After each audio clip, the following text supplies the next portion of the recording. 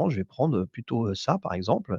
Quand je suis content, quand je suis prêt, je clique sur sauvegarder et je viens donc d'implémenter un visuel en format 4:1 directement dans mon bandeau. Première image qui est remplie. Eh bien, je vais pouvoir faire ça de la même manière pour l'autre. Donc je vais cliquer sur la deuxième image, je vais cliquer sur changer l'image et là, tout à l'heure, on a fait la banque d'images Unsplash, mais j'ai aussi ma fameuse bibliothèque d'images qui est disponible ou alors même, je pourrais même aller chercher une image sur mon ordinateur. Donc c'est ce que vous voyez ici, charger une image sur mon ordinateur, c'est là, hein. Si je clique là, paf, paf, ça m'ouvre mon ordinateur et j'ai plus qu'à aller chercher.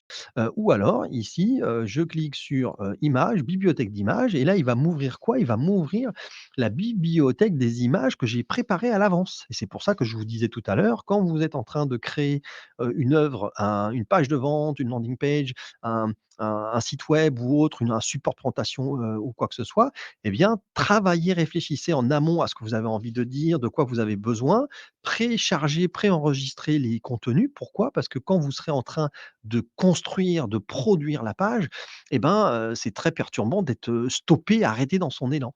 Là, j'ai préchargé des visuels, j'ai plus qu'à cliquer sur ma petite section visuelle et là, j'ai, hop, la capacité à augmenter le nombre de visuels, pouvoir surfer sur toutes les pages et voilà et il m'affiche tous les visuels que j'avais préparés à l'avance.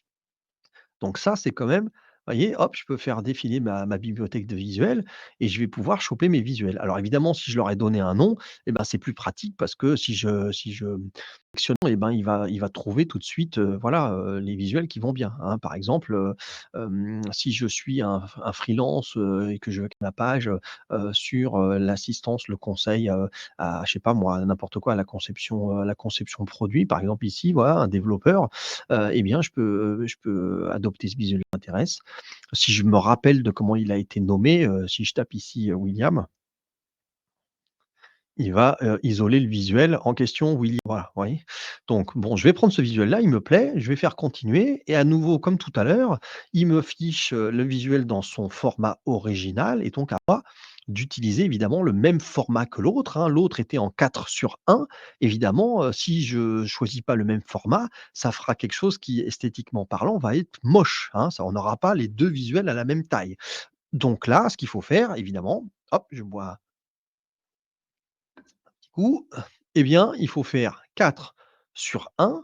Même chose, je sélectionne la partie qui m'intéresse le plus. Si je suis un freelance, encore une fois, qui fait, du développement d'applications mobiles ou autres et cetera, eh bien, ça peut être intéressant de montrer un visuel qui illustre, mon expertise. Là, ici, on voit du storyboard, de la conception d'interface et cetera. Bon, bah, voilà, c'est pas mal, et donc je vais prendre ça, comme ça, je sauvegarde et je me retrouve avec ma deuxième bannière qui est remplie. Voilà. Alors, petite astuce même, vous voyez ici, il y a renseigner votre légende.